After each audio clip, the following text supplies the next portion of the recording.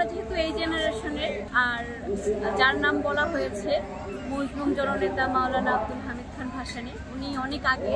তো আমি আমার দাদা নানার কাছ থেকে ওনার অনেক গল্প শুনেছি এবং উনি সকলকে বা সকলের সেবা করে যেত, কৃষকদের নিয়ে, শ্রমিকদের নিয়ে, তাদের অধিকার রক্ষার একটা সেবায় নিবেদিত ছিল। তো খুব ভালো লাগছে এই ভাসানী মেলায় এসে। এই ভাসানী মেলাটা আমাদের টাঙ্গাইলের একটা ঐতিহ্য বলা যায়। এখানে স্কুল, কলেজ, টাঙ্গাইলের বিভিন্ন প্রতিষ্ঠান থেকে এবং রাজনৈতিক, সামাজিক, সাংস্কৃতিক বিভিন্ন নেতৃবৃন্দরা এসেছেন দলবদ্ধভাবে। তারা প্রোগ্রাম দেখছেন, কথা বলছেন এবং ভাসানীর মাজারে যাচ্ছেন, তাকে ফুল দিচ্ছেন।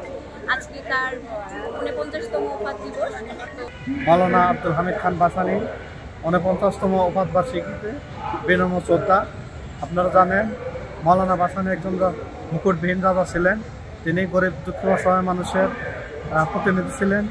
আমরা যতটুকু জানি মাওলানা ভাসানী মানবতাবাদী এবং আধ্যাত্মিক জগতের লোক ছিলেন। তিনি গরিব অসহায় দুঃখী মানুষের পাশে দাঁড়াতেন এবং কি তার অনেক গুণাবলী আছে, যা বলে শেষ করা যাবে না। আমি আব্দুল সামাদ তালুকদার, কমান্ডার মুক্তিযোদ্ধা সংসদ মধুপুর। আমার সৌভাগ্য হয়েছে মাওলানা আব্দুল হামিদ খান ভাসানীকে সামনাসামনি দেখার, তার সাথে হাত মিলাবার এবং মৃত্যুর সময় তার জানাজায় উপস্থিত হওয়া।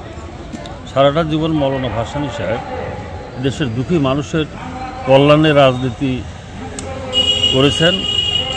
তার সান্নিধ্য আমি বেশ কয়েকবার পেয়েছি, যার পরিপ্রেক্ষিতে আজকের এই ভাসানীর মৃত্যুবার্ষিকীতে আমি তার মাজারে এখানে আসছি তার রুহের মাগফিরাতের জন্য।